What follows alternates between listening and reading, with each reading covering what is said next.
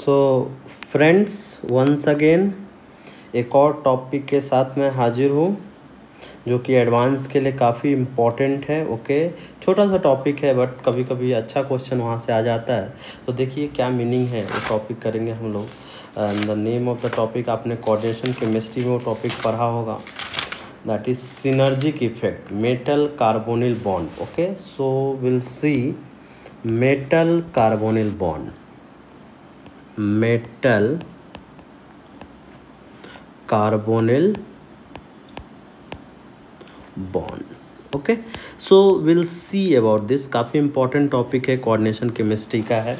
Okay, सो इसमें से कुछ चीज़ें हैं जो आपको याद रहना चाहिए यहाँ पे। जैसे NiCO4 का स्ट्रक्चर, जनरली हम लोग क्या सोचते हैं कि CO आने से DsP2 हाइब्रिडाइजेशन हो जाएगा और इससे स्क्वायर प्लेनर हो जाएगा, बट आप अच्छे से इसको कंसल्ट कर लेना। ये टेट्राहेड्रल होता है, sp3 हाइब्रिडाइजेशन होता है और टेट्राहेड्रल होता है। sp3 हाइब्रिडाइजेशन होता है निकल का and the structure is tetrahedral. Okay, तो एक इम्पॉर्टेंट। उसी तरह से अगर आप FeCO5 देखिएगा, FeCO5, तो इसका स्ट्रक्चर आता है ट्रायंगुलर बाई पिरामिडल या ट्राइगोनल बाई पिरामिडल, कुछ भी बोल सकते हो। Trigonal, this is bi pyramidal. Okay, तो उसी तरह से वी हैव। तो ये सब कुछ कंपाउंड्स है जो NCERT बुक में दिया हुआ है और आपको याद रखना है। So this is structure of this is octahedral, ध्यान रखिएगा, स्ट्रक्चर इज ऑक्टाहेड्रल। उसी तरह से और भी मॉलिक्यूल्स है जैसे जिसका स्ट्रक्चर आपको बनाना है और याद रखना है। ये सब डायरेक्ट क्वेश्चन आ सकता है एडवांस में। ओके, सो जैसे दिस, ये जो स्ट्रक्चर लिखूंगा देखिए, this is for Mn2CO10। Okay, ये CO। ओके, और उसी तरह से यहाँ पे तो ये चीज़ थोड़ा ध्यान रखेंगे। यहाँ पे पूछा जाएगा क्या मेटल बॉन्ड है या कितने बॉन्ड्स है, CO बॉन्ड कितने हैं, मेटल कार्बोनिल कितने बॉन्ड्स है। तो ये ऐसे क्वेश्चन पूछे जाते हैं, आपको डायरेक्टली याद रखना है ये चीज़। Okay, so this is for Mn2CO10। Okay, 2 square pyramidal structure इस तरह से, MoCO5 यूनिट है स्क्वायर पिरामिडल। आप देखिएगा स्क्वायर पिरामिडल जैसा ही देखा, यहाँ भी स्क्वायर पिरामिडल स्ट्रक्चर और यहाँ पे भी स्क्वायर पिरामिडल स्ट्रक्चर है। ओके, तो ये इसी तरह से अपने को ध्यान में रखना है। बहुत सारे स्ट्रक्चर्स तो नहीं, एक और स्ट्रक्चर जो आपके बुक में दिया हुआ है देखिए, दिस इज CO। तो यहाँ पे पूछा जाता है कि क्या कार्बन कोबाल्ट CO बॉन्ड है या नहीं, तो इस तरह से स्ट्रक्चर है, या मेटल बॉन्ड है या नहीं, तो आप इस तरह से, तो यहाँ पे मेटल बॉन्ड होता है। ओके, ध्यान रखिएगा। और यहाँ पे CO, यहाँ पे CO और यहाँ पे CO होता है। उसी तरह से यहाँ पे CO और यहाँ पे CO, यहाँ पे CO। तो ये कुछ कंपाउंड लिया, जैसे इसका फॉर्मूला देखिएगा क्या हो जाएगा, CO2 और CO कितने हो गए, 3 6 9, दिस इज 6 1 2 3 3 + 3 6 6 + 2 8। तो ये स्ट्रक्चर आपको ध्यान में रखना है। अब हम लोग देखते हैं जो मैंने आपको टॉपिक बोला है, जिस टॉपिक के बारे में आपको बताया मैंने, जो टॉपिक के लिए मैंने ओपन किया है पूरा चीज़, that is synergic effect. Okay, तो उसी के बारे में हम लोग देखेंगे। देखिए what is the meaning of synergic effect, अच्छे से देखिएगा, क्वेश्चन आने के चांसेस अच्छा रहता है यहाँ से। सिनर्जिक इफेक्ट अगर समझ में आ गया तो क्वेश्चन किस तरह से पूछेंगे, वो किसी भी कैसे भी घुमा के पूछे आपको समझ में आ जाएगा। तो देखिए समझने के लिए क्या करेंगे, यहाँ पे मेटल है, फॉर एग्जांपल मेटल है। ओके, और यहाँ पे CO है, CO इस तरह से है, और CO में देखिएगा तो यहाँ पे इलेक्ट्रॉन्स है।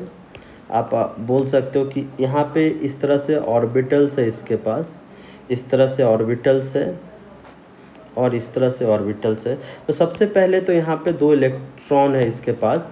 ओके, देखिए 1 2 इलेक्ट्रॉन इस तरह से है। उसके अलावा आप अगर देखिएगा तो मेटल्स के पास भी इसी तरह से ऑर्बिटल्स होंगे। मेटल के पास ही देखिए क्या इस तरह से ऑर्बिटल्स होंगे। मेटल के पास किस तरह से इस तरह से ऑर्बिटल्स है, बहुत सारे ऐसे डी ऑर्बिटल इस तरह से आप देख सकते हो। ऐसे 5 ऑर्बिटल्स अब मैं बना दे रहा हूँ कि इस तरह से ऑर्बिटल्स होंगे। और कहीं पे भी तो मान लीजिए कि इसके पास भी इलेक्ट्रॉन है, इलेक्ट्रॉन्स। अब क्या होता है कि सबसे पहले जब बॉन्ड बनता है तो जिस आप कोऑर्डिनेट बॉन्ड की बात कर रहे हो, ये देखिए ये इलेक्ट्रॉन मेटल को डोनेट करता है। ये जो आप देख रहे हो ना, ये इलेक्ट्रॉन जो है ये डोनेट करता है और इससे सिग्मा बॉन्ड बनाता है। ओके, मतलब कार्बोनिल का जो CO बॉन्ड इलेक्ट्रॉन, कार्बोनिल का जो इलेक्ट्रॉन है वो मेटल को डोनेट करता है और इससे क्या बनता है, सिग्मा बॉन्ड बनता है। और जब ये पास में आ जाता है, जब ये पास में आता है तो यहाँ से भी इंट्रैक्शन स्टार्ट हो जाता है। अगर आप देखोगे ये वाला भी इंट्रैक्शन स्टार्ट हो जाता है, मतलब वापस मेटल के पास अगर इलेक्ट्रॉन है तो इसको डोनेट कर सकता है अगर इसके पास इलेक्ट्रॉन है। तो इससे कौन सा बॉन्ड बनेगा, पाई बॉन्ड बनेगा। और ये जो ऑर्बिटल्स है ना, ये पाई स्टार ऑर्बिटल्स है। आप अगर मॉलिक्यूलर ऑर्बिटल डायग्राम देखोगे तो ये पाई स्टार ऑर्बिटल है। और पाई स्टार ऑफ CO क्या होता है, एम्प्टी होता है। पाई स्टार ऑफ CO क्या एम्प्टी होता है। तो मेटल ने पाई बॉन्ड बनाया, कैसे, CO के पाई स्टार से बनाया। तो एक तरह से मेटल अटेंड कर रहा है, इलेक्ट्रॉन ले रहा है और दूसरे एंगल से दे रहा है। तो ये म्यूचुअल हो रहा है, giving and taking. That's why इसी इफेक्ट को हम लोग बोलते हैं सिनर्जिक इफेक्ट। मतलब एक तरह से सिग्मा बॉन्ड के थ्रू मेटल इलेक्ट्रॉन एक्सेप्ट कर रहा है और पाई बॉन्ड के थ्रू मेटल अगेन कार्बोनिल को इलेक्ट्रॉन दे रहा है। तो इसी को इफेक्ट को क्या बोलते हैं हम लोग, सिनर्जिक। तो यहाँ से क्वेश्चन क्या आ सकता है कि मेटल ने CO को कौन से ऑर्बिटल में इलेक्ट्रॉन दिया और क्या फॉर्म किया। तो मेटल ने CO को पाई स्टार में इलेक्ट्रॉन दिया एंड पाई बॉन्ड बनाया। CO ने मेटल को कौन से, तो D ऑर्बिटल में दिया और सिग्मा बॉन्ड बनाया। तो ये चीज़ अपने को ध्यान में रखना है। तो इसी को हम लोग बोलते हैं सिनर्जिक इफेक्ट। अब तो एक तो इस टाइप का क्वेश्चन है। दूसरा क्वेश्चन क्या है, जैसे मान लीजिए कोई मेटल है, मेटल अगर का एक तो आपने देखा कि यहाँ पे CO बॉन्ड है। तो अगर मान लीजिए कि पहले ये डोनेट किया, ठीक है, वो तो होगा। अब ये वापस जब डोनेट करेगा, मेटल जब सिनर्जिक इफेक्ट के थ्रू जब डोनेट करेगा तो ये बॉन्ड क्या हो जाएगा, वीक हो जाएगा। बिकॉज कार्बन फिर 5 बॉन्ड नहीं बना सकता ना, कार्बन तो 4 बॉन्ड ही बनाएगा, तो ये बॉन्ड वीक हो जाएगा। तो जितना ज़्यादा डोनेशन होगा और जितना ज़्यादा higher the synergic effect, higher the synergic effect, higher the synergic effect, lower will be the bond order of CO, or you can say weaker will be the bond। तो इसी पे क्वेश्चन आता है, weaker will be the bond। इसी पे question आएगा कि अगर जितना ज़्यादा, तो मेटल के पास क्या होना चाहिए, मेटल को अगर सिनर्जिक इफेक्ट शो करना है तो मेटल के पास ज़्यादा से ज़्यादा इलेक्ट्रॉन चाहिए। अगर मेटल को सिनर्जिक इफेक्ट शो करना है तो मेटल को ज़्यादा से ज़्यादा इलेक्ट्रॉन चाहिए। जैसे कि देखिए आपको एक क्वेश्चन बताता तो JEE में कभी तो आया था, ओके, और फिर से भी आ सकता है, अच्छा क्वेश्चन है। तो जैसा क्वेश्चन बोला गया, देखिए highest CO bond length is, तो देखिए क्वेश्चन है highest CO bond length is in, तो हाईएस्ट CO बॉन्ड। अब बॉन्ड लेंथ तो ऑप्शन पहले लिख देता हूं मैं, देखिए क्या क्या ऑप्शन है अपने पास। वी हैव NiCO4, सेकेंड में we have FeCO5, and then third we have CrCO6, and fourth we have VCO6 minus।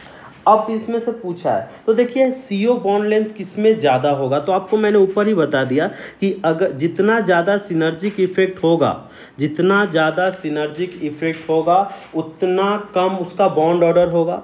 और बॉन्ड ऑर्डर और बॉन्ड लेंथ में इन्वर्स रिलेशन होता है, आप पहले से जानते होंगे केमिकल बॉन्डिंग के इन्फॉर्मेशन से कि बॉन्ड ऑर्डर जो है that is inversely proportional to bond length. ये चीज़ आपको पता है, मतलब जितना ज़्यादा बॉन्ड रहेगा उतना छोटा बॉन्ड, जैसे सिंगल बॉन्ड लॉन्गर होता है, डबल बॉन्ड उससे ट्रिपल बॉन्ड सबसे छोटा होता है। तो ये कॉन्सेप्ट को हम लोग यहाँ पे यूज़ करेंगे। तो आप देखिए यहाँ पे इनडायरेक्टली अपने को ये चेक करना है, हाईएस्ट बॉन्ड ऑर्डर बोला है, मतलब सबसे ज़्यादा सिनर्जिक इफेक्ट। सबसे ज़्यादा सिनर्जिक इफेक्ट मतलब किस केस में मेटल सबसे ज़्यादा डोनेट करेगा। तो देखिए अगर आप वेनेडियम की बात करोगे, आप अगर वेनेडियम पे निगेटिव चार्ज आ रहा है, निगेटिव चार्ज आ रहा है मतलब ये तुरंत किसी को इलेक्ट्रॉन देना चाहेगा, बाकी पे तो जीरो चार्ज है, मतलब वेनेडियम के पास इलेक्ट्रॉन है लूज करने के लिए, इसलिए सबसे ज़्यादा यही इफेक्ट शो करेगा and that's why this is the answer. Okay, जैसे एक और आप देख लीजिए, compare the CO bond length. Okay, देखिए एक और क्वेश्चन बताता, कंपेयर CO बॉन्ड लेंथ। तो देखिए किस में कंपेयर करना है, पहला है NiCO4 and this is NiCO3PF3।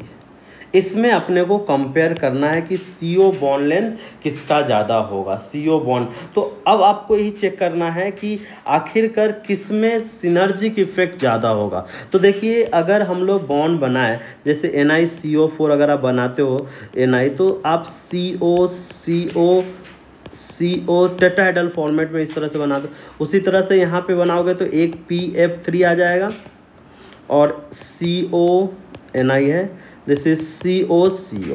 Okay, तो यहाँ पे ध्यान से देखिए, फॉस्फोरस के पास क्या है, लोन पेयर है, फॉस्फोरस के पास लोन पेयर है। और अगर मान लीजिए कि इसको सिनर्जिक इफेक्ट करना है, CO बॉन्ड लेंथ अगर अपने को देखना है कि कौन बेटर सिनर्जिक इफेक्ट कर सकता है या कौन बेटर डोनर हो सकता है, इस केस में अगर हम लोग देखेंगे तो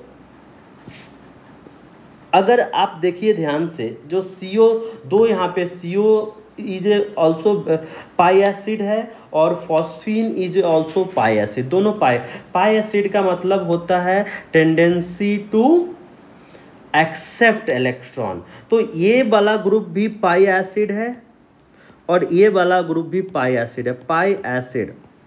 ओके, यही कॉन्सेप्ट यूज करना है अपने को, पाई एसिड है। ओके, तो पाई एसिड का क्या मतलब, टेंडेंसी, बिकॉज फॉस्फोरस के पास वैकेंट डी ऑर्बिटल है। अगर फॉस्फोरस के पास वैकेंट डी ऑर्बिटल है तो निकेल का कुछ इलेक्ट्रॉन इधर जाने की कोशिश करेगा और कुछ ही फिर इधर जाने की कोशिश करेगा, मतलब यहाँ दोनों तरफ जा सकता है। बट निकेल का अगर यहाँ पे देखिए तो एक ही डायरेक्शन में जाएगा, एक ही डायरेक्शन में जाएगा, मतलब पूरा ज़्यादा सिनर्जिक इफेक्ट कहाँ पे शो करेगा, निकेल जब 4 कार्बोनिल ग्रुप होगा। वेयर एज इस केस में जब एक PF3 ग्रुप अटैच्ड है तो कुछ इलेक्ट्रॉन फॉस्फोरस के पास भी जाएगा और उस केस में निकेल की देने की टेंडेंसी थोड़ा कम हो जाएगी, इसलिए सिनर्जिक इफेक्ट इस केस में ज़्यादा होगा, इसलिए इसका बॉन्ड ऑर्डर ज़्यादा हो।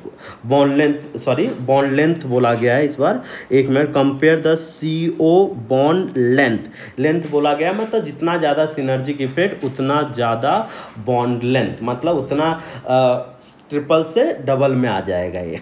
ओके, सो ये चीज़ आप प्लीज़ थोड़ा ध्यान रखिएगा, अच्छा कॉन्सेप्ट है, सिनर्जिक इफेक्ट कहाँ पे होता है, क्यों होता है और कैसे करेगा ये चीज़। Okay, thank you.